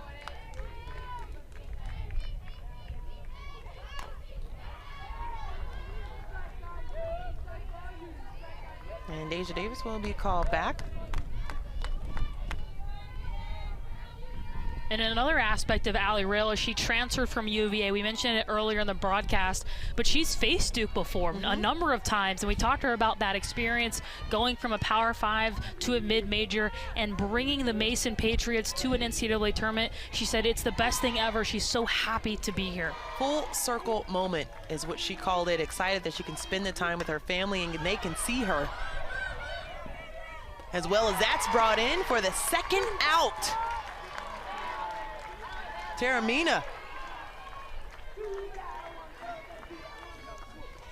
Yeah, that's a hard pill to swallow if you're Duke, to have the mindset to hit ground balls and then see your 1 and 2 hole both have infield flyouts. You know, the score is 1-1, but momentum is in the George Mason dugout right now.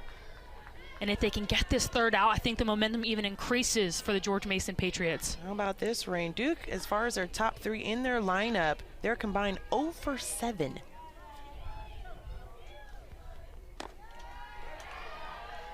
As the first pitch is a bit low.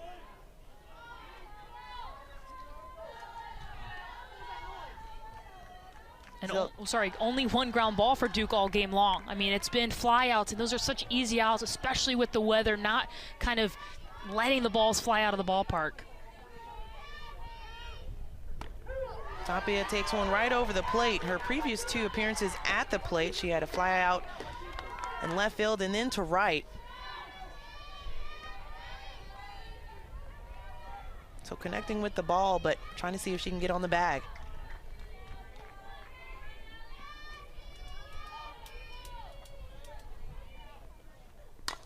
This one goes to center field and is brought in once again by Montgomery. So George Mason defense, I know they're impressed. Justin Walker meets his team on the field and they'll be able to come at bat. Long Beach State and Loyola Marymount in that regional as well. But we have a pretty impressive regional on our hands here in Durham. As you mentioned, the parity in this region, even with Duke, very impressive and a historic run so far this season. You talk to any team and they feel like they have an opportunity to advance to their first super regional. Maddie Myers at bat for George Mason. George Mason has been really impressive on the defensive end. Allie Rail is able to have that 3 up, 3 down for the 3rd time on the day. And so now they look to see if they could put a few on the board. This one sent to shortstop. Baker, Tapia, and that's the first out. Yeah, Duke here has got to find a way to regain the momentum. It kind of, the feeling in the ballpark, for me at least, Angel, is they're trying to protect the 8th seed. They're trying to they shouldn't lose this game, so they're trying not to lose. They have to attack this game. They have to make adjustments. It's got to be another day at the ballpark for them at this point, because if you try to protect and you get on your heels, that's when George Mason will have the advantage. This is a team that has been there before as well, so understands the implications and has the experience of understanding what it's like to play in this tournament. Their 3rd straight NCAA appearance. We already talked about last year, advancing to their first super regional, dropping that one to UCLA. And we talked to Marissa Young. We said, what's the game plan? She said, I like to win, my team likes to win. So looking for the adjustments in this game. And this is exactly who you want up. If you're George Mason, Alyssa DeRosa has been fantastic in the past few weeks. She's a freshman who kind of swings like a professional. I mean, how she looks in between pitches reminds me of an MLB ball player. Super confident, super poised. And 2 for 2 on the day as well.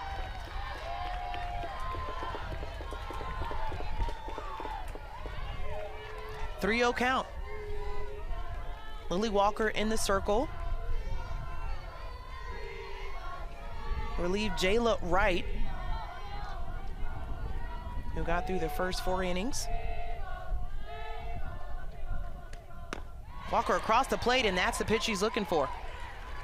And I really like the green light there. 3-0, a lot of times you give your hitter the take, but DeRosa's been super hot, and I love that she's given her the green light. Now she understands the timing of Lily Walker, and she's still in a hitter's count at 3-1.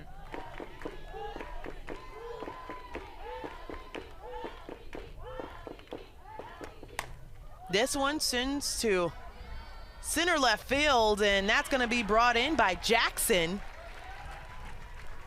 for the second out.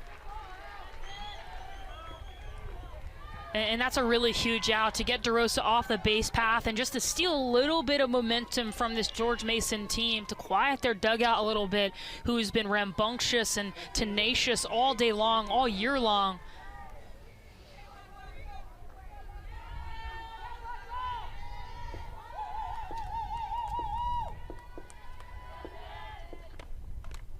So Sydney Blackwell, the third player at bat, and 2 on the day. A sophomore from Richmond, Virginia.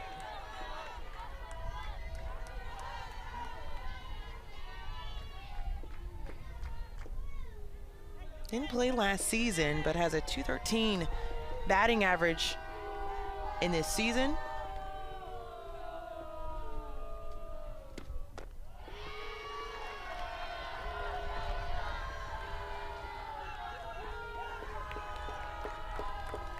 Here, the Patriots faithful cheering on Blackwell.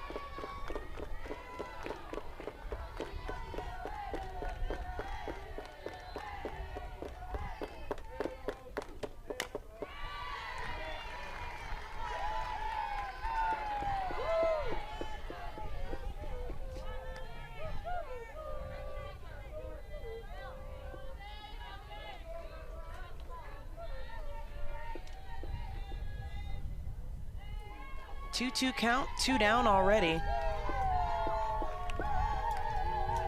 No one on base for George Mason.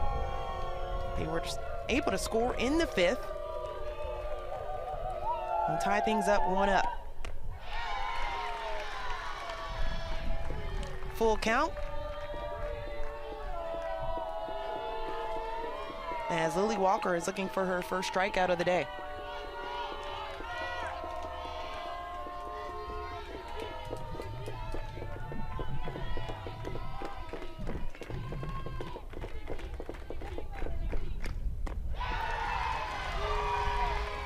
Instead gets her first walk. And what that does is, instead of getting the third out there and setting herself up nicely for the 7th inning, now you get further down in the order. So if they get bails here, Montgomery, who's been really good all day with a walk and a single, starts off the 7th. So that walk with 2 outs really hurts if you're Lily Walker in this Duke team. And now you have Sydney Bells coming up to the plate. George Mason has been able to get players on the bag. It's just getting them across the plate. He had runners on in all 6 innings, but Duke defense taking care of business. Comes out with the ball.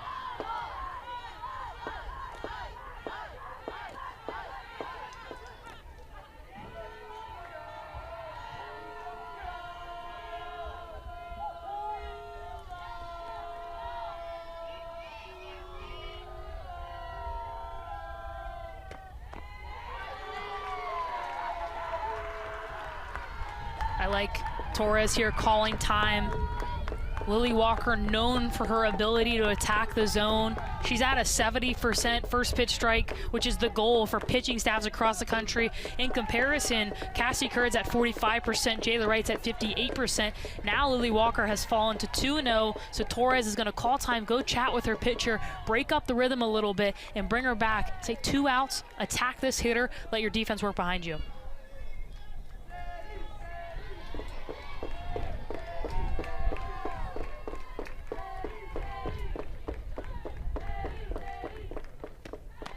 Swing and a miss, and must have been a great meeting. And a lot of times those conversations too is Torres and Walker talking about what feels best right now. We actually saw Coach Marissa Young point to Torres and say, you call it. Oftentimes Torres has a really good pulse on what's working and what's not.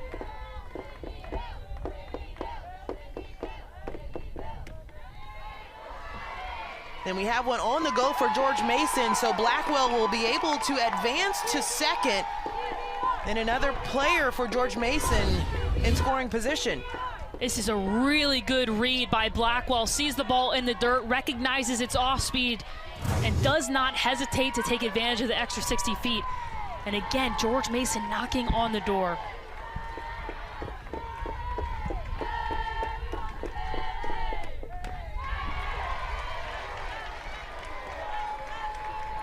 We have ourselves a full count, 2 outs.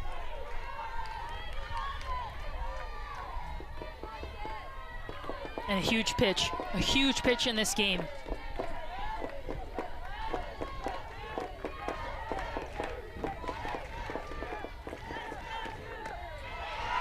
Just outside and will walk. Another player for George Mason, so 2 on the bag. As Montgomery comes up to the plate, and Marissa Young will have another conversation in the circle. Cassidy Curd still warming up in the bullpen for Duke. And I believe that's who we'll see for Duke coming in the circle, and we'll have everything after the break. Saw Curd coming out of the bullpen, but she took a seat right in the dugout. Marissa Young gave her the nod and said, we're gonna stick with Walker. Foul left. Now it gets really interesting here because we see Vega, the second baseman, has shifted over on the left side of the field. Davidson from right has come in. Now the only difference here is that Lily Walker throws a really wicked off speed that's much slower than that of Jayla Wright. So if Charlotte Montgomery hooks this ball on a right, George Mason might score 2 or 3. Instead, Walker picks up the strike.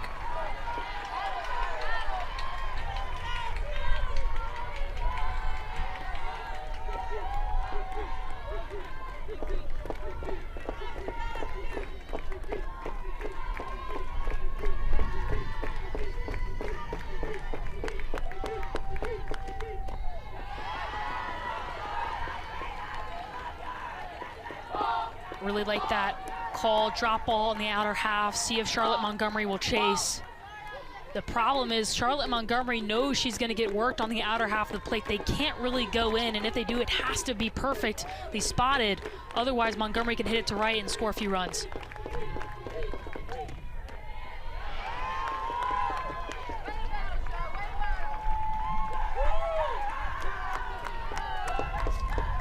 And this is the pitch you want, and actually well, looks like we're going to see a change here in a 2-2 count.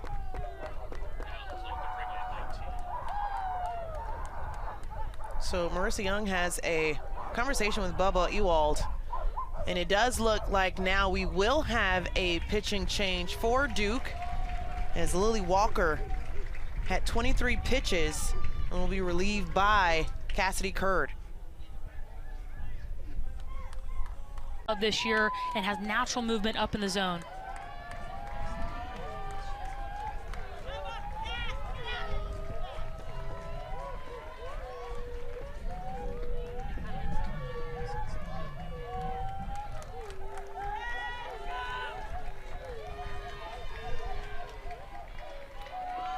So as you mentioned, mid-batter 2 out, 2 on the bag, 2-2 count, and Cassidy Curd is called upon in the circle.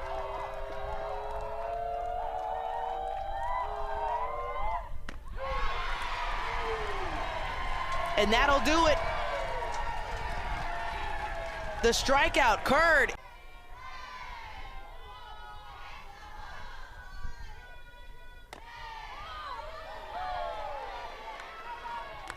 Yeah, Allie Rail has just been fantastic, but if you're Duke, this is exactly who you want at the plate. Anna Gold, followed by Amina Vega, both with singles right back at Rail on their last appearances at the plate.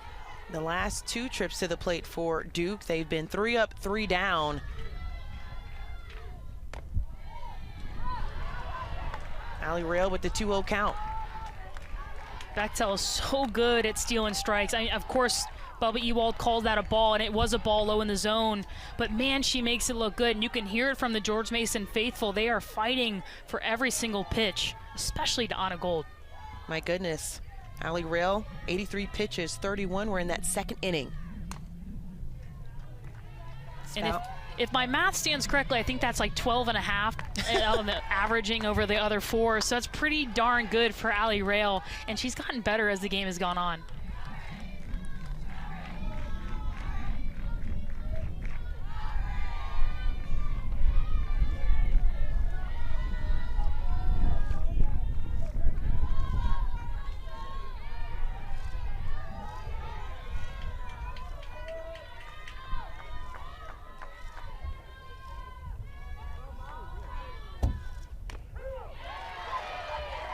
Two count. That's a nasty pitch up and in on the hands of Gold, hitting the top of the strike zone on the black. And I think if you're Allie Rail, you go right back there or even further in, because Anna Gold is the one hitter in this lineup that at any moment can hit a ball 240, 250 feet and change this game.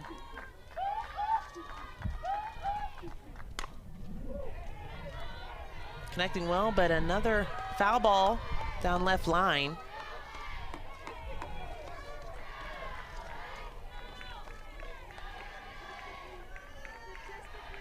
If Duke can score 1 here in the bottom of the 6th, they put themselves in a really good position with Cassidy Curd in the circle for the top of the lineup, coming up for George Mason. This is such a huge at-bat in this game, a huge moment in this game. This is popped up, center left. Does it have legs? You bet! Anna Gold will be able to come across the plate for the 2nd time today, but that one on the home run.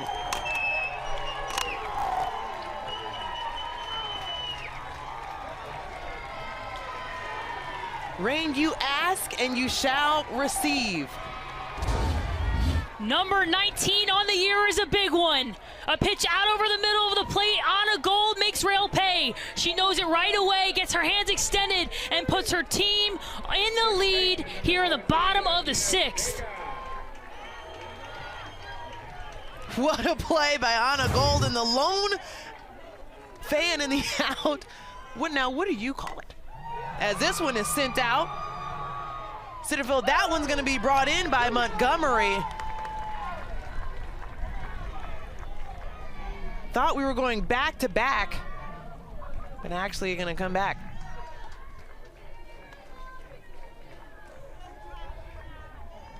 Right fielder number 7, Claire Davidson.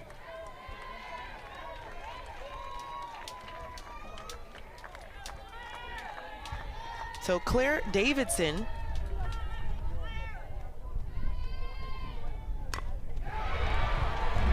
rips it, that's fair, down the right side. She's gonna be able to advance to 2nd. Is held up at 2nd, gets the double. So we're seeing the offense from Duke.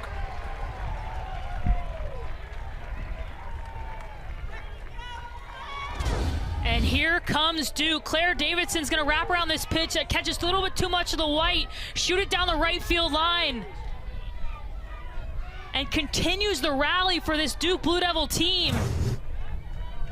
And it's really the first light of offense we've seen from this Duke team all game. Of course, they score 1 in the 2nd, but that was really manufactured. Now we've seen 3 hard hit balls in a row, and Claire Davidson there with the double. Freelich comes in as the pinch hitter as Davidson gets her 14th double of the season. Anna Gold was able to cross all the bags on the home run.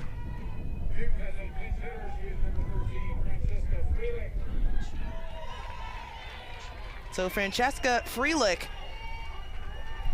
batting about 270 on the season.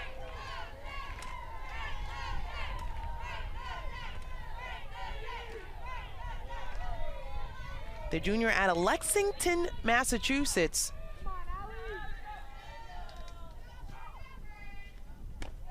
And she takes one just inside. Her teammates call her Frankie, one of the leaders on this team, a veteran in this lineup. I love this move by Coach Marissa Young, because if Francesca Freelich can get hot, she can play all over the field. She can catch, she can play outfield, and she's usually pretty clutch. We see her having the timing swings, which she'll hold her barrel at the top of the zone.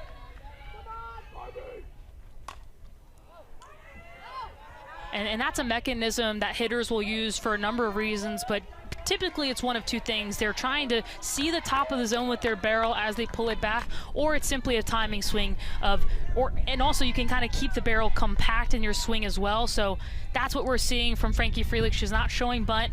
If you're a new softball fan at home, we're seeing a timing swing.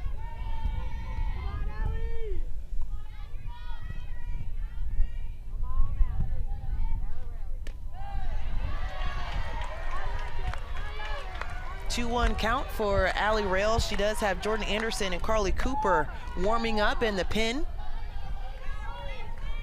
She's approaching her 90th pitch of the day. Duke 0-3 for runners in scoring position. That one popped up, sent to shortstop, so Warren's able to pull that one in for the second out of the inning. And that's a really huge out for Allie Rail and this George Mason team. If you can keep it with one run, you give yourself an opportunity. I think if Duke is able to score another one here, then they'd likely bring in Carly Cooper just to save Allie Rail for the rest of this game, knowing 2 runs off Cassie Kurt is going to be really hard to come by.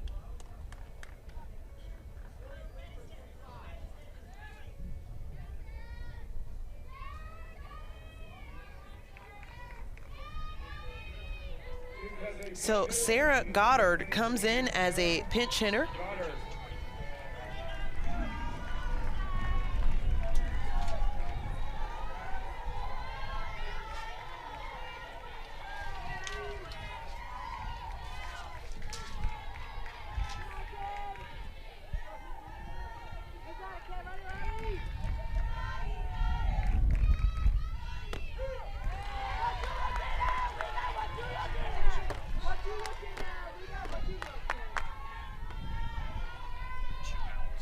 Allie Rail has the first strike for the first pitch, as you were alluding to, which she looks for.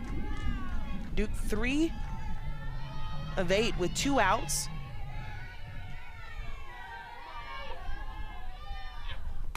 This one sent right down the line. That's a foul ball on the left side. And we see it with Goddard, we see it with Freelich. They're just having trouble getting their barrels out. Allie Rail doesn't throw 68, 69 miles per hour, but her speed is really deceptive. She actually works in the lower 60s, but has such good spin. It gets right up in your hands and difficult to get your barrel out. So if I'm Sarah Goddard here, that's all I'm thinking is stop, let my barrel go. And if I'm Allie Rail, I'm going to continue what I'm doing and fill up the zone.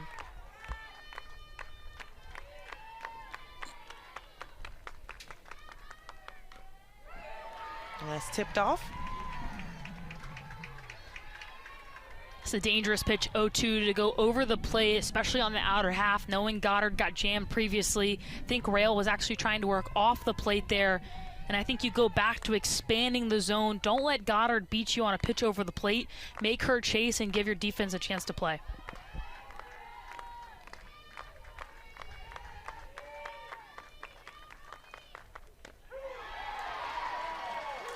And that's strike 3. Allie Rail. And sends a ball over center field fence, puts the team on her back, gives her team the lead. How as we head into the 7th. And has both of the runs for Duke in this game. And she was able to score the first run in the bottom of the second.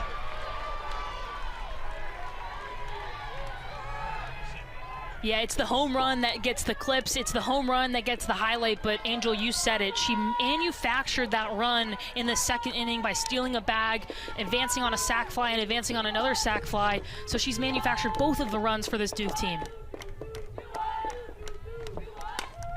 This one sent to center field. Jennings is able to track that one down for the first out of the inning.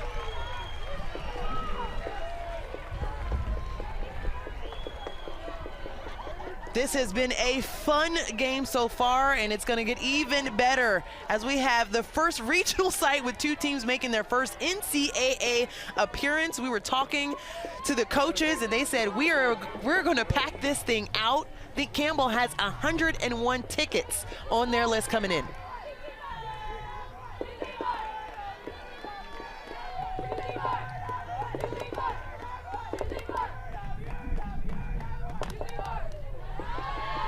Curd in the previous inning brought things to a close as she was able to close out the strike and is looking to put 3 down here, the top of the 7th.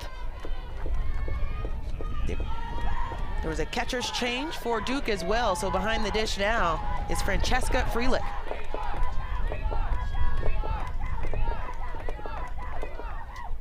Swing and a miss. Taramina trying to tie up this ball game with that swing, and she is the home run leader for George Mason as we see her lick the bat, a little bit like Yasiel Puig. And she's exactly who you want if you're a Patriots fan.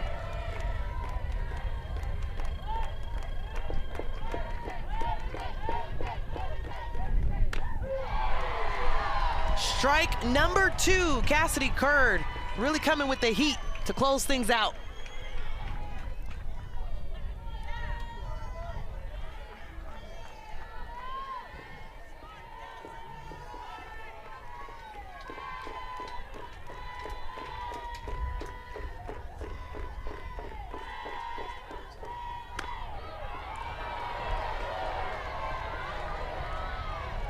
That's a really good spot by Cassie Curd to work off the plate. The fans don't like it, but Curd and Freelich understand that that was a ball.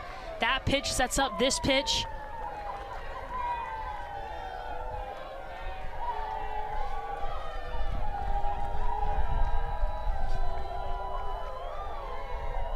Taramina 0 for 2 at the plate and make it 0 for 3 as she struck out Curd with another one. Curd's just gonna go with a straight cheddar, arm side fastball. Got her looking, gets the second out here in the top of the 7th.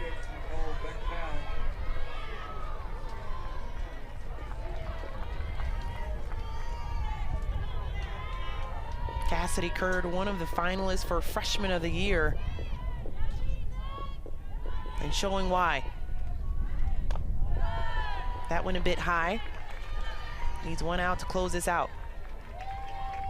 And if game 1 is any indication for the rest of this regional, it's going to be a lot of fun.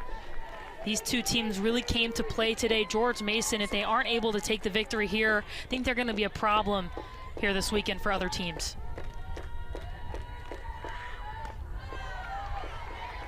Another one just high, as you mentioned. George Mason, so tough. Justin Walker, we understand now why you can have those chill vibes, because his team just shows up, really giving a valiant effort here in the game. Game 1 to kick things off here in the Durham Regionals.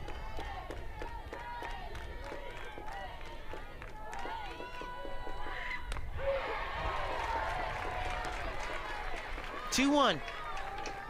Curd just looking across the field and shaking her head like, I got you. Yeah, I love the energy from the freshman in the circle. She doesn't pitch like a freshman, and she's done this all year long. She pitches like a veteran. She engages her defense. There's so much poise on the mound.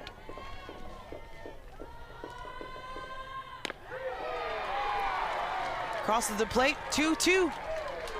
Needs 1 more strike. I love, you said how she's pitching, but it's the confidence when she goes back to that circle each time. Duke fans are on their feet. Nicole Bechtel 1 for 3. And that's just outside.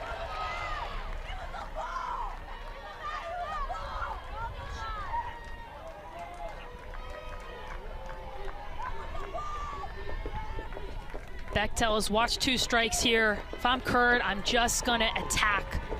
Fill up the zone. Your best versus my best. Bechtel did have that RBI earlier for the single. And she smacks that to the net. And if I'm Bechtel, I'm selling out. I'm getting my foot down early. I'm getting my barrel out, and I'm trying to hit this ball 250 feet. And that only happens if you're on time, which is the difficult aspect of this. Curd, there's so much speed, 70 miles per hour versus the cleanup Bechtel.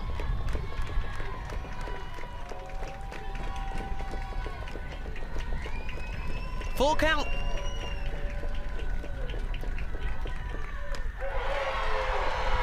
Strikeout, and all smiles in the circle for Cassidy Curd as she's able to close this one out. Duke wins this one 2-1.